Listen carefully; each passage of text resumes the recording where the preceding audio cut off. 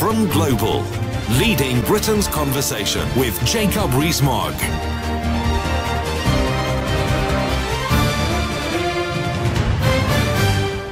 Hello and welcome back. I'm going to stick to good morning because I happen to think you shouldn't say good afternoon until after lunch, and on days when the House of Commons doesn't sit until 2:30, it doesn't become good afternoon in the House of Commons until after we sit at 2:30. Anyway, good morning and thank you for joining me. We've been talking about Boris Johnson's speech at Chatham House, which I think is really interesting and important.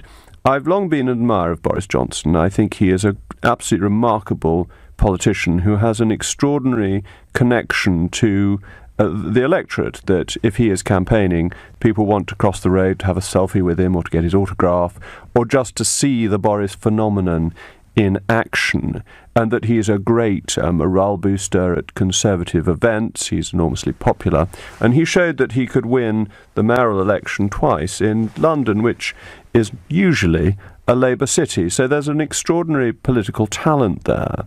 But the criticism that was always made of him, not by me, because I've always thought there was more to it than that, was that that was it, and that he was an entertainer, that he was amusing, that he was charismatic, but was he really a serious statesman? And I think today's speech shows that he's a serious statesman as well, that it deals with some of the trickiest international problems, that the issues with Kim Jong-un, the risk on the Korean peninsula from the North Korean regime, the response of the United States government to it, the reality of the success of the non-proliferation treaty that has kept the number of nuclear states down, has been very important in maintaining global stability since the nuclear weapon was first used in Japan in 1945, against Japan in 1945. And so that's a very important element of it. And then challenging some element of White House policy in regard to Iran, and saying that it is important to have a deal with Iran, that Iran should be in due course welcomed into the normal international community as an important nation with a very interesting history, a very ancient civilization, and that we shouldn't continue to view Iran forever as a pariah state, and that the nuclear deal with them has important beneficial consequences. And then this issue of trying to get better relationships between the United Kingdom and Russia. I'm not sure that's going to be easy, and I don't think Boris Johnson's pretending it's going to be easy, because, as he said, the annexation of Crimea was dismaying and remains shocking and is a stumbling block to relations. But he's talking about these really important issues, serious matters, in a statesman-like way, in an arena that wasn't open to jokes and japes. It was really high-level stuff, but it was also high-level stuff that was very well thought through and of a high intellectual calibre. And the question is, what is Boris doing by this? Is he showing himself to have this different plumage from the one that people had seen before with any long-term interests? Or is he doing it because by evolving his reputation, he makes himself a much stronger representative of Brexit in the cabinet, which I happen to think is very important. I think Boris's influence on Brexit as Foreign Secretary is absolutely crucial to us getting the type of Brexit that I and most of the callers we had earlier on today would like to see. So, now, Judy at Brentwood, good morning to you, and what is your view on Boris's speech? Well, good morning to you. I absolutely think he's done a marvellous job, because I'd love to see him stop behaving like a buffoon, as you say. I agree with everything you say. Such an intelligent man. And honestly, we need to. I have been a Conservative, except for when I voted UKIP, for 52 years. And I wouldn't vote Conservative again. I'm absolutely fed up with the waffle of Theresa May. She has no conviction whatsoever, none. And we know that you do, and we know that Boris does, and we need you. And do you think that Boris showing himself now is a serious development of his political persona? Absolutely. If he's decided that he's going to be sensible, then he can be the next Prime Minister. and we need somebody with conviction. We need that, and we need a brain. Well, he's certainly got a very great brain, but he's tried to keep it under wraps. The Tory party's always been suspicious of too many clever people. The line about being too clever by half is a criticism in the Conservative Party. And Boris is now revealing that he's clever as people always suspected, and I think that's quite important. Well, I think he'd be a wonderful dinner companion, and I think he's never really, although people have said he has, he's never really had that inclination to be that person that he needs to be. But if he's now decided that the country needs it and that he has that determination, then thank goodness for it. Well, there's one area I disagree with you. I think we're very lucky to have Theresa May, and I think as a strong statesman-like Foreign Secretary, he will be a great support to her. And I think it's a sign of good leadership to be able to have big characters, big figures within your cabinet. So I think that's more helpful to her, and that will make a stronger government overall, but under her leadership. Thank you very much for calling. I've now got Alex calling from Camden Town, and you're not impressed by the speech, so fire away, please. Hello, Jacob. No, not abundantly impressed. I think that with Boris, the bar is extremely low for some of the media commentators, so he doesn't have to do very much before they say, by golly, that's a good speech. But the thing is, in reality, all he's done is to reinforce what Trump has already said about North Korea. That doesn't really help us with the North Korea situation, because it's a situation that is a bit of a self-fulfilling prophecy. What would you say if you were Boris Johnson or President Trump to Kim Jong-un? What I would say if I was Boris to Trump is, come on, mate, let's ease down on these manoeuvres on the peninsula. Let's just roll back a little bit on that, because that and those particular maneuvers, rehearsing invasions of North Korea, whatever country you are, if there's a superpower rehearsing invading and bombing your country just outside your borders, you're going to get nervous. But I'm not sure that particular approach by the American regime, and it's happened under Obama too, is helpful. It doesn't help with making progress in this area. I'm glad of what he said about the Iran deal. Of course, that's sensible. But the worry is, of course, that part of Boris's reproach is to try and pitch himself as a future Conservative leader. But I just don't think he has the caliber of character that we need for leadership in this country. I don't think he takes people's issues seriously enough. And what about as Foreign Secretary for Brexit? Do you think he's the right Foreign Secretary for Brexit?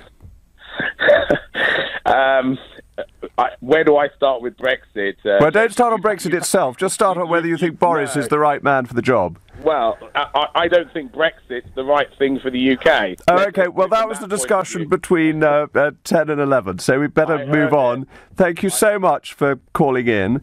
And now, Jonathan in Finchley, good morning. You're worried about the Iran agreement?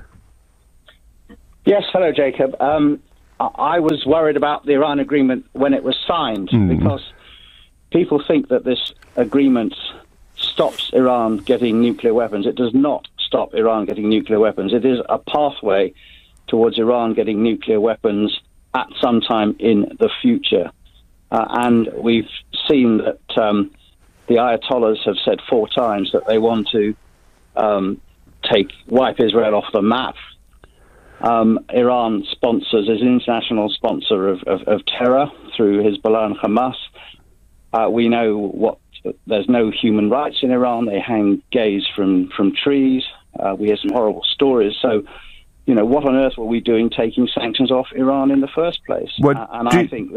Do you think as a counter to that if we hadn't come to an agreement with Iran, it would already have a nuclear bomb in the way that North Korea does, that if we can't stop North Korea getting a bomb, and it's a more backward state, a poorer state than Iran would have been able to get one in the same time frame. And everyone's very surprised about how quick North Korea was in getting a bomb. And that therefore it's helpful because it's calmed things down. No, because sanctions were working on Iran. There were no signs that Iran was on the... They haven't worked on Korea. Jacob, there were no signs that Iran was on the threshold of getting a bomb, whereas North Korea has had the bomb, for some time. Iran was a long way behind North Korea in terms of getting nuclear arms. So I was fascinated by what Boris said. I mean, we can talk about Brexit, where my views are entirely contrary to your views, but we did that earlier. You should have called in between 10 and 11, so we don't want to get back to that. We want to stick on Boris and the speech that he made this morning. But thank you very much for calling in. The question we're asking is, do you think Boris is the right Foreign Secretary for Brexit, and what do you think his speech means for his political ambitions? Do call in, please, on 0345 6060 973. This is LBC with me, Jacob Rees-Mogg, standing in for James O'Brien, and the time is 12:15 precisely. Well, welcome back and good morning. We've been talking about Boris Johnson, but I've got some exciting news for you. In about 20 minutes, we have a very distinguished special caller. He is a Privy Councillor, he is a Knight of the Realm, and he comes from Twickenham. So you can work out who he is. He's a man of great distinction and importance in British political life, and he's going to call in just after the next news. So on the edge of your seats, please, bated breath, waiting for the great man. But in the meantime, we're going to carry on discussing Boris. And George from Coventry, you aren't a great fan. I'm not. Well, I can't say I can't criticise him too much. He's done a decent job, and I think he should remain as Foreign Secretary. However, I don't think he should run any sort of leadership campaign. I think those supporters of him that were there, particularly the youth, now support you in particular for the job of leader. Well, I'm not going for any job. I'm backing Mrs May. But you think he's a good or decent Foreign Secretary? You're happy with that? And what do you think of his speech today? I haven't listened to it yet, actually, so I can't particularly comment. No, but broadly as Foreign Secretary, you think he's doing a good job and on the right track? Yeah, and I think he should stay there. I really don't see the point in him running. I think if he were to run and it was left between him and David Davis, Davis would completely overrun him. Well, I don't think there'd be any other opportunity. I suppose I would say this, wouldn't I? But I think the Tory party is so full of talented cabinet ministers that we're really spoilt for choice. But in the meantime, we've got the best in Mrs May. But thank you very much for calling. We've got a caller from New Zealand, which I'm particularly pleased to welcome. Louis from New Zealand. What time of day is it in New Zealand? Well, it's almost 12:30. It's almost half. So you're 12 hours different. So you're staying up late to join us. Oh yes, of course. I would never think of not joining you, but sorry, Jacob. Well, that's great. Thank you. So what do you want to say about Boris? How well does he go down in the Antipodes? Well, he's not that well known, but certainly in Australia, he's a bit better known than New Zealand. Hopefully, when he becomes Prime Minister, surely pretty soon, he will become better known. Well, I hope Mrs May stays Prime Minister, but no doubt he'd become better known even as Foreign Secretary. And you've just had a new election in New Zealand and got a new Prime Minister. Oh, yes, Jacinda Ardern. Not that I should allow the conversation to wander too much, but were you pleased by that? Not particularly, but I'm not too concerned with New Zealand politics. OK. Do you live in New Zealand, or are you just calling from New Zealand currently? I do live here, yes, but I am originally from South Africa, and I do prefer the foreign political situation regardless. OK. Well, it's really good of you to stay up so late. Thank you very much for calling in and for your comments on Boris. It's much appreciated. We're now going to go to Nick in Solihull. Nick, what are your thoughts? Good morning. Good morning to you. I haven't actually heard Boris's speech, as I've explained to your researcher. But first and foremost, he's covertly making his position clear that he does want to dispose of Mrs. May, and I have to say, in all honesty, that for me, she's been the worst Prime Minister this country's ever had. You don't go to a negotiating table with your hand, with it in your hand, before you even get the facts and figures from the other side. And she's made so many blunders. We're sort of 18 months down the line, we're no further forward. And I think Boris, with his flamboyancy and his flair and his education, would make an excellent Prime Minister, because he doesn't mince his words. It runs circles around junkies. And the other president, former president, the German guy. So for me, I think it's about time we moved on and we've done something really positive. Do you think it's tone? The thing I find so attractive about Boris's approach to politics is that he's always positive, he's always upbeat, he's always putting his best foot forward, so to speak. And do you think that is helpful in negotiations? Oh, without a shadow of a doubt. I mean, we've got a European sort of Parliament which is full of stooges, basically, who steadfastly believe in the totalitarian sort of approach to politics. And Boris can dismantle that because he basically tell them where he's actually coming from and where his honesty, which I particularly like, and he represents the ordinary person that voted Conservative. He represents their true conservatism. Whereas Mrs. May, because she's a Remainer, and most of the cabinet are, that is why we're getting such a negative response from the European Parliament, especially Juncker and the chief negotiator. So, for me, he would put his cards on the table and say, "Look, this is the deal. Take it or leave it." And he wrote that brilliant article for the Telegraph, the 4,000-word article, where he explained government policy and said that government policy was a very good thing. And lots of people complained that this was breaking collective responsibility, which seemed very strange when all he was doing was supporting the policy the government was meant to be signed up to. Well, that's exactly. Yes, that's, this. Well, the people that complained about that, Rees, were the Remainers in the cabinet, and also the backstabbers in the Labour Party.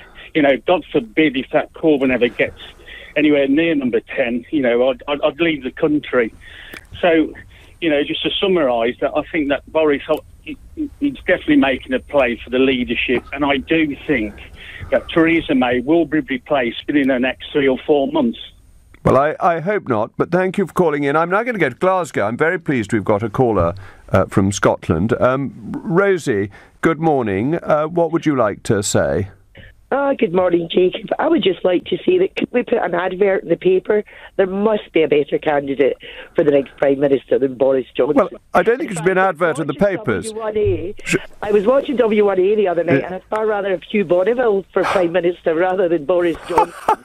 And I really don't think he is the face that represents the bulk of the UK in any of these negotiations.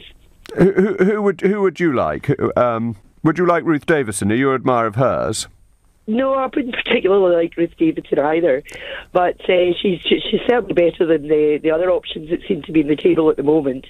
But no, seriously, Boris, yeah, great. If he was on Britain's Got Talent, I'd probably vote for him, He's got that charisma and he's got the buffoonery, but that's not what we need when we are going to negotiate our exit from the European Union. But do you think a series of serious speeches like the one he's made today might change your mind? If somebody who likes him, thinks he's an attractive character, but thinks he's not completely serious, if this is the beginning of a new serious Boris, do you think he can maintain his popular appeal and be serious at the same time?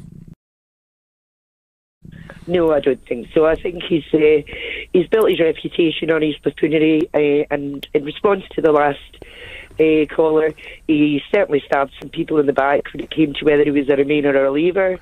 if we can think back to before even the referendum. And I wouldn't trust him as far as I could throw him, and that wouldn't be very far. Well, thank you very much for calling. We've now got Darryl in Lincoln, another caller from Lincoln, which clearly pays close attention. Perhaps LBC stands for the Lincoln Broadcasting Corporation, but Darryl, you want him to remain as Foreign Secretary? Hi, Jacob. Yes, I do. I'm no Boris fan, I must confess. However, I'm a little bit disappointed listening to your show that we're meant to talk. Hopefully, we're talking about Boris and this major foreign policy speech. And I look around the world. I'm an ex-member of the military. I've got friends and colleagues that are still serving abroad, risking their lives in Syria. We have the Iran deal, which may or may not be good. North Korea, which you highlighted. And Boris actually said in his speech in the Q&A session that military action must remain on the table, and yet we're all talking about Brexit. There's these huge foreign policy problems looming that we need him to totally concentrate on. So I was really pleased at the gravitas of his speech today, but I think he should stick to it. He should leave Brexit to David Davis and everybody else and like really concentrate on that, because we are still a major player in the world, and he needs to be out there with the gravitas that the position of Foreign Secretary should hold. And you think his speech made a really serious contribution to that today? But I just think, and you want him to stick to that? I do. I think his points, I like the way he played to the Trump agenda insofar as we are supporting his stance against North Korea, which I think is important, but also he was willing to say that the Iran deal should remain on the table, and so we're not completely bending over and doing whatever the Americans want. But again, I think all we will be talking about were the comments at the end about the Florence speech, and it's just going to all go back to Brexit. Well, thank you very much for calling in. This is LBC with me, Jacob Rees-Mogg. The time is 12:30, and it's... Well, good morning. Welcome back. Thank you for staying with us. I'm really pleased that we've got Sir Vince Cable, the leader of the Lib Dems, ready to join us. And I'm flattered, Sir Vince, if you're there, that your party got in touch on my first go as an LBC presenter. So thank you very much. No, and I'm delighted, and congratulations to you on this rather important role. Thank you. And inevitably, Brexit is the issue that you and I disagree on most. We've been discussing it earlier, and some of what's come out over the weekend. I'm concerned, as I'm sure you'd expect, that if we have a long transition, we don't get the advantages of Brexit in time. But I know you're quite keen on the transition course. Well, no, actually, I think we may agree with each other for different reasons. I mean, in a way, transition is kicking the can down the road. It doesn't provide an answer to the question, what comes after transition? I can understand why businesses who are very nervous and are currently registering their anxiety about what's happening at the moment, and a lot of them have done that this morning, want some certainty, and they think that by staying within the European Union rules for a couple of years, or 3 or 4, they will get that certainty. But the question arises, which I think you're asking from an opposite point of view, which is what happens after the transition. So it's very much a second best. And the second referendum issue that you raised at your party conference speech, you're pushing for that now quite strongly. Well, I'm always very careful to say that we're not talking about a second referendum in the sense of rerunning the last one, and I think maybe that wasn't properly communicated in the past. Well, what would it do then if it didn't attempt to reverse the last one? What it would do would be to look at the facts once we have an outcome. At the moment, we have no idea what Brexit will result in. It may result in a fairly radical break, I think, as you would want.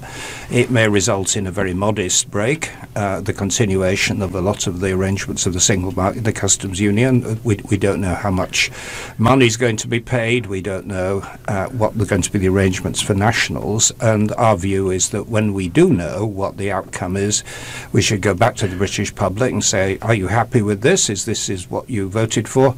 Or do you want an exit from Brexit? So it's a different set of questions. But that's not how the treaty works, is it? That under Article 50, at the end of the 2-year period, you leave unless it's extended by qualified majority voting, or there's a deal. If after that point the British people in a referendum rejected the deal, the treaty makes quite clear in Article 50 that you then have to apply for membership from the beginning, and that means adopting the euro and Schengen, which are things we had opt-outs from as an existing member but are not offered to new members. Well, you're right in the sense that if the timing is crucial, and that if we were to go back and consult the British public again, it would be in a fairly narrow window of opportunity before Article 50 expires. When do you think that opportunity arises? Because the negotiations aren't likely to be finished long before the deadline, and so you'd be proposing that you would have a referendum before March the 29th, 2019, and then if that went against the deal, you'd expect the government to pull the Article 50 notification, which may or may not be allowable under the treaties, that the lawyers don't have a unified view. That is correct. The advice I've had is that in practice it wouldn't be difficult to stay within the European Union if that is what the British public wanted. I doubt that there would be strong political objections in the rest of the European Union. They'd hate this disruption as many of us in the UK do. But I think where you are right is that if it went beyond the expiry of Article 50, you're then in a much messier situation of having to reapply. I doubt in practice that membership of the Eurozone would be a condition, but of course it would be much more difficult in legal terms. And is that what you are in favour of? Assuming that we get to March 2019 and leave, you would then want to move to reapplying? No, I wouldn't want to reapply. I think that would be a very unsatisfactory, messy outcome. I think the way in which the European Union is evolving is not in the direction of one single speed Europe with everybody belonging to the Eurozone. I think we're potentially in a much more flexible set of arrangements in which Britain is part of an outer tier with some of the Scandinavian countries and Eastern Europeans. That's why I'm worried that we're walking away from Europe at precisely the time when a more flexible set of arrangements is coming into force. But do you think that because the President of France has said that he wants to see a more integrated Europe, the President of the Commission said in his State of the Union speech that they really needed to go full speed ahead, one of the answers to the problems of the Eurozone is to have a more integrated finance ministry to deal with some of the problems it creates. So the British have often said that the EU is going in its direction if only we stay and we influence it.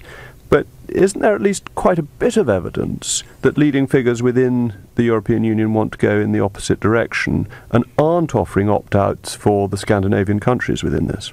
Well, there are some spokesmen who do take that view. But they're quite important ones. Well, Mr. Juncker certainly takes that view, but you may remember that when he came out with his most recent utterances, it was the Prime Minister of Holland, I think. He said, this is a man with visions, he should go and see an optician. There is a great deal of scepticism in other parts of Europe about this highly integrationist agenda. President of France with quite a strong mandate, probably. He is. Certainly he's a very powerful influence, and I think where the logic of this is that clearly if you are a member of the Eurozone, then one way of making it more successful, and of course it has continued. There were a lot of sceptics who said it would fall apart repeatedly in the last few years, and it never did. But one way of consolidating it would be to have greater fiscal coordination and greater banking coordination. The Germans are sceptical about both, but that you could move in that direction. But there's no reason why Britain should be part of that. Except if we're applying to rejoin from the outside, assuming we get to March 2019 and have left, that is the requirement of the legal status of the European treaties, that they don't have opt-outs for new members. Well, that is why I'm arguing that if we were to have another consultation with the British public, it should take place before Article 50 expires. So time's quite running out for that, isn't it? Well, it's running out for that. It's also running out for the government. Well, it isn't really, because the government gets to March 2019 and we leave, and that's government policy, and it's putting in place its preparations for leaving without a deal, which also saves us a great deal of money. Well, that's where I'm afraid where we part company massively. There are clearly senior members of the government, or your government, Well, Her Majesty's government, but not mine. Who don't accept that crashing out of the European without a deal is satisfactory, that it could be massively disruptive, because of course we're not just talking about tariffs here, we're talking about, as you know, a high level of integration around standards and regulation, and the potential for disruption is massive. And if that happened, there would be a very substantial fall in the economy and a fall in government revenue receipts. But all our standards would be the same at the time that we left. I think the cliff edge is much like the millennium bug, that people hugely overstate the risks that are coming from it, and that WTO terms allow for pretty efficient, smooth trading, as we do for 60% of our exports already. Well, the problem with the World Trade Organization is, I'm sure you've been following this, that the leading member of the World Trade Organization, the United States, no longer recognizes its authority, is refusing to send judges to its panels. Its authority is weakening by the day. And of course, it only covers a very limited range of the products and services which we deal with in Europe. So, you know, I'm a great fan of the World Trade Organization, but its powers are limited and its scope's limited. Moving slightly, Mr. Juncker, the President of the Commission, has now denied the reports that he was very rude about Mrs. May after the dinner. Have you seen that?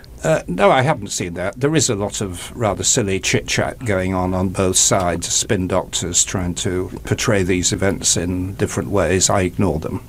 But it's not a good way to do negotiations, no, it isn't. Is it? Of course it isn't. We should be respectful on both sides. Well, I'm really grateful you called in.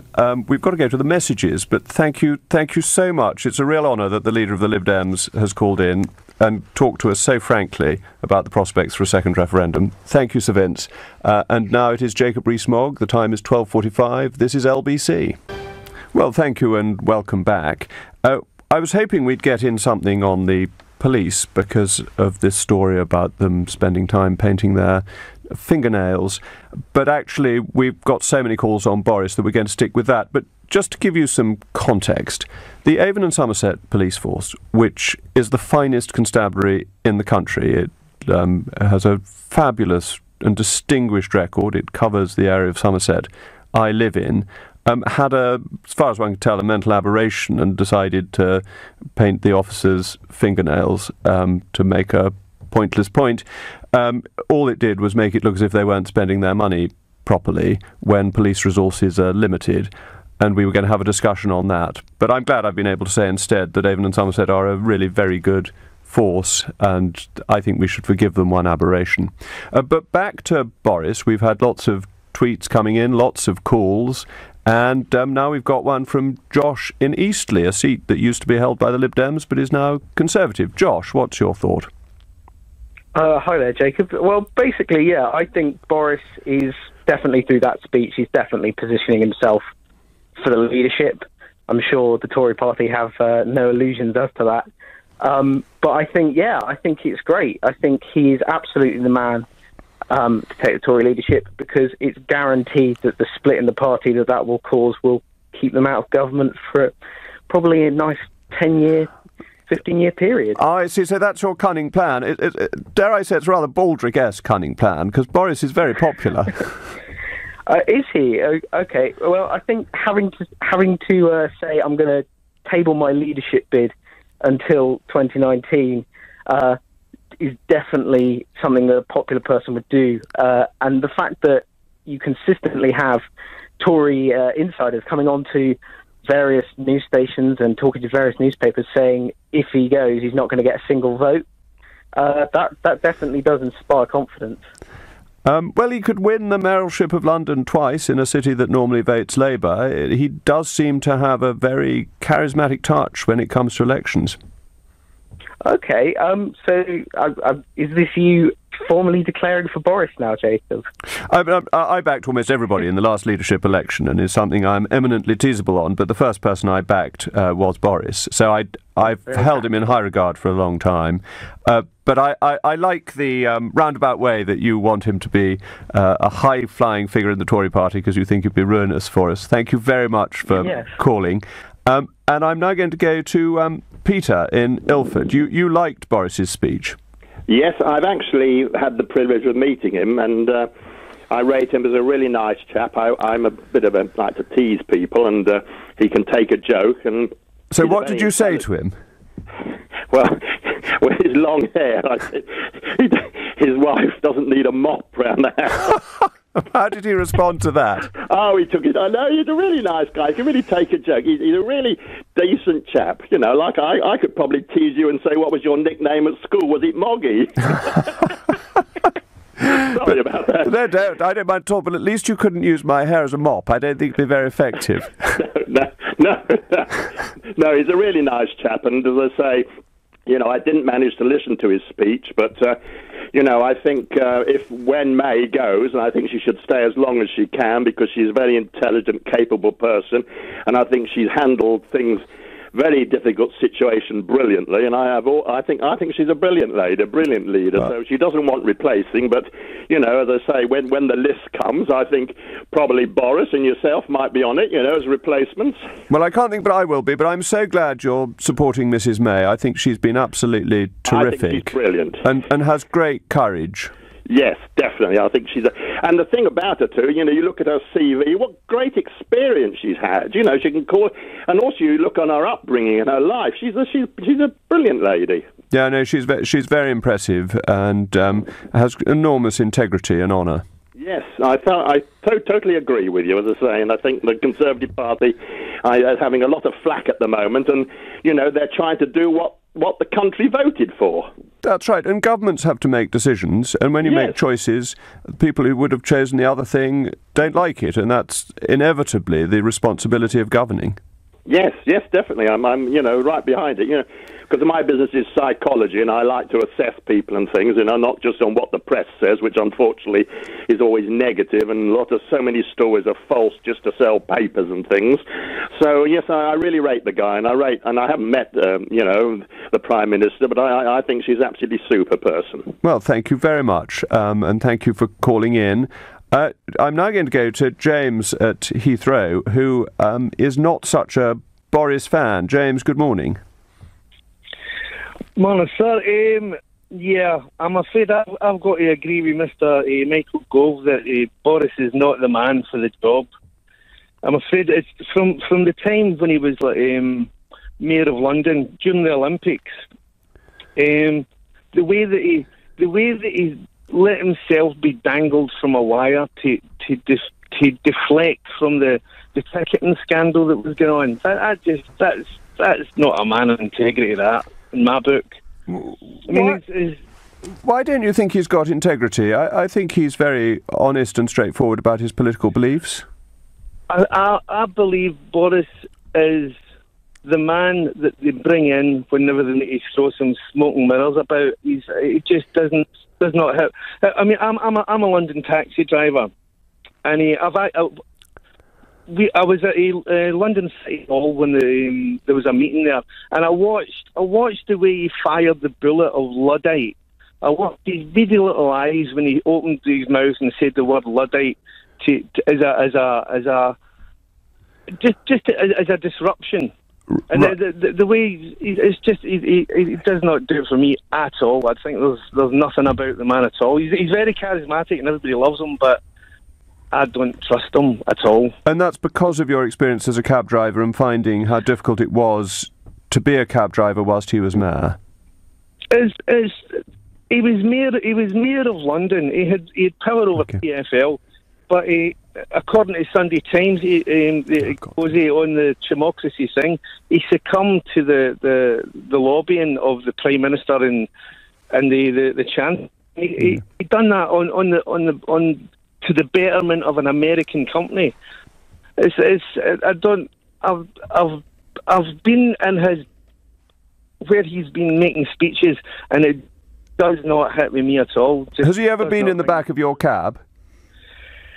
No, he's got a certain term for London cab drivers that was used during the newspapers. He doesn't like us very much. So I'm a great fan of the London cab driver, so I hope I hire you one day. Thank you very much. I'm going to fit in one more call from Stephen at Bradford, because what do you want to say, sir? Well, first of all, what a wonderful show, and your reputation has certainly been further enhanced. Thank you very much. I think that you are certainly a serious contender when Mrs. May hangs up her boots, as it were. Well, you're very kind. I didn't know you were going to say this. I thought you were going to say something about Boris, but thank you for your compliments. I would briefly say you are all of these wonderful things compared to Mr. Boris Johnson. I've been voting Tory for 50 years. I think he's the worst foreign secretary we've ever had. I think he's a buffoon and a circus clown. I don't know how you can rate him so highly, sir. Okay, I think a bit hard on him. I think he's got a sense of humour, and one of the texts we got in said, "Good morning, re Boris Johnson. A sense of humour is the first sign of intelligence. If you get past the coarse jester, I think we would have a great Prime Minister." That's from Einstein Frank in Lancashire. Said that imagination was the first sign of intelligence. I'd rather agree with Einstein. Oh, okay, but don't you think humour needs imagination? Or is this getting a bit too philosophical for just before lunchtime? But once again, I want to repeat my absolute sincere thanks for an excellent show. Well, thank you so much. Really kind of you to call in.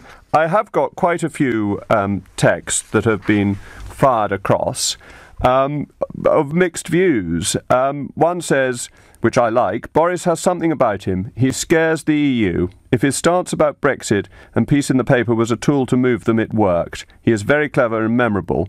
The buffoon tag is an elephant in the room and gets him noticed. I wish Mrs. May would talk up Brexit. And then somebody else who's not so flattering said, Boris is not appropriate as Foreign Secretary. It gets better.